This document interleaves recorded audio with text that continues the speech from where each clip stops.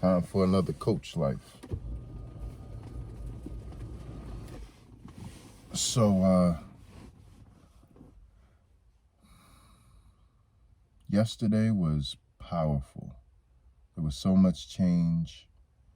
No way to predict it, but wow. As soon as I walked in the building, all the things that were bubbling underneath the surface, they just came to light. And then it was the 25th. So it was 052522. And I got to review my journals from 2021, 2020, 2019, 2018, 2017. It was a lot. But I had a moment with a teacher that I wanted to share with you real quick. Because we were talking about allergies or something. And I was telling the teacher that I forgot that I really had allergies. And then they asked me when I remembered. And I said, when I died. And then I told the teacher about my asthma attack in 2008, I believe it was. 2009. Anyways, I was saying, it wasn't that long ago, but I was so prideful that rather than ask for help, I just basically let myself. I have asthma, had asthma, I don't know, I don't know. But it's triggered by cat hair, dog hair, stuff like that. Mostly cats and dogs, like the dander. But long story short, it shuts my lungs down. Like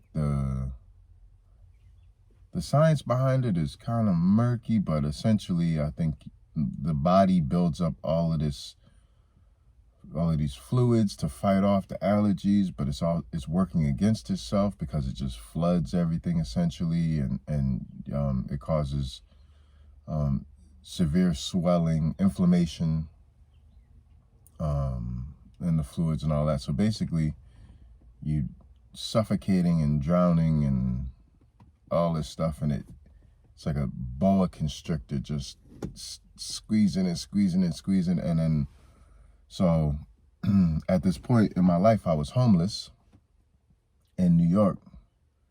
And if you know me, you've heard this story many times, and it's in a book. But long story short, I was so prideful when I was having this asthma attack that I was on the campus of Brooklyn College, and I was so weak from the asthma, I had to crawl up the subway steps. Now imagine, I couldn't walk up the steps. Now imagine crawling up the 25 Flatbush Ave, last stop on the 25, Brooklyn. It was, it was late night, so it wasn't like but I was so weak, I couldn't walk. I crawled up the steps. And then when I got into like fresh air, I could like get a little bit more air, but it was donezo for me, for sure. And so I managed to walk to Brooklyn College. When I got to the security, I showed him my student ID card. But like in my heart, I was just begging, please, see me, see I'm in pain, call 911, something. But I didn't say nothing. I just showed him out and kept going. And I could feel every person that passed. I hoped that they could feel my energy. It was only 4 or 5 people that passed, but man, each one of them felt like it was life or death. So long story short, 2 women passed as I was walking, God knows where. And I just realized if I don't ask them, it's it. And I didn't ask them. So I was like, all right. So I was right by the library. There's a bust of Martin Luther King on the bus is up above, and then there's slate thing that you can sit on. I guess it's some kind of landscaping. But I sat down on the slate, and then I laid back, and I was That was it. And anyone who's ever had asthma or anything like that, you know, laying down is the last thing you're going to do because you're trying to breathe. You're trying to open up your lungs. So I laid down. I could count the breaths that I had left. Like I could feel it. I was like, that's like 7th. It's like I just had no more. I couldn't take in air, couldn't put out. It was over. I laid down. And then I was like, this is a funny way to die. Like it just doesn't even, it feels so like nothing. And as I'm sitting there not being able to breathe, it's just like a curious feeling. It's not like, I'm not panicked. I'm not like, I'm just like, yeah, I can't breathe anymore. Like, that's it. I let go. And then I kind of looked up at the trees, and I was like, wait,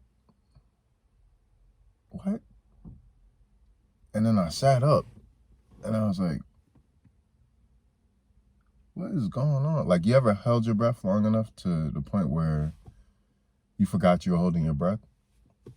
It was kind of like that. And then I was like, wait, let me just, and I inhaled and I exhaled. And I was just waiting for the other shoe to drop. Like, you know, anyone who's had asthma, you don't recover. It takes days to recover. Like, it takes days to recover. There's no miraculous recovery. And I'm just waiting for like the, you know, for me to get gas that I can breathe, and then to, you know, it just give me a little something to go off of, because it's like that for days. And then it was nothing.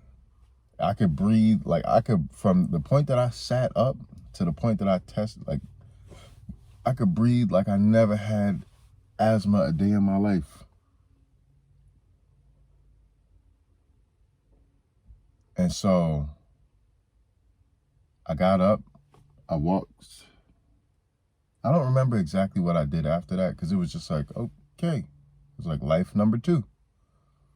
You know, I remember being slightly frustrated because I didn't see any light, no tunnel. I didn't even feel particularly grateful.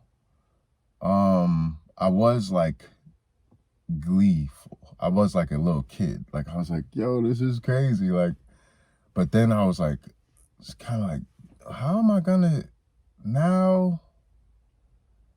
Because I write from my life experience and my heart. And I'm like, how am I going to explain this to anybody? Like, no one's going to ever believe this. I'm already in a situation where people don't believe my life. You know what I mean? I was born on Mother's Day. My mother had me when she was, 16, 15, very young. Was raised on a street called Love Lane in Hartford, Connecticut. Like, my whole life already is just too bizarre to explain properly. But anyways, I'm like, now I'm carrying around this miracle. So first thing I did really was go to try to Google like spontaneous asthma recovery, stuff like that, and nothing popped up. So I was like, and then I found out like 12 people every day in America die from asthma. So I was like, oh, okay, yeah, that makes sense, because I've been to the hospital a bunch of times for it. They just inject you with a bunch of steroids and stuff like that. And then I was also, this is the point of the story, pride. I was so prideful that rather than ask for help, I just decided to die.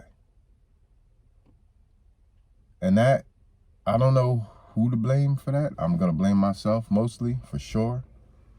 But I'm pretty sure it has a lot to do with my upbringing and not wanting to be a burden on anybody, like the feeling like an orphan, not wanting to, I was awarded a court, so I was, technically. My grandmother raised me for the most part. My mother did what she could. My father, luckily I got to reunite with him later on in my life.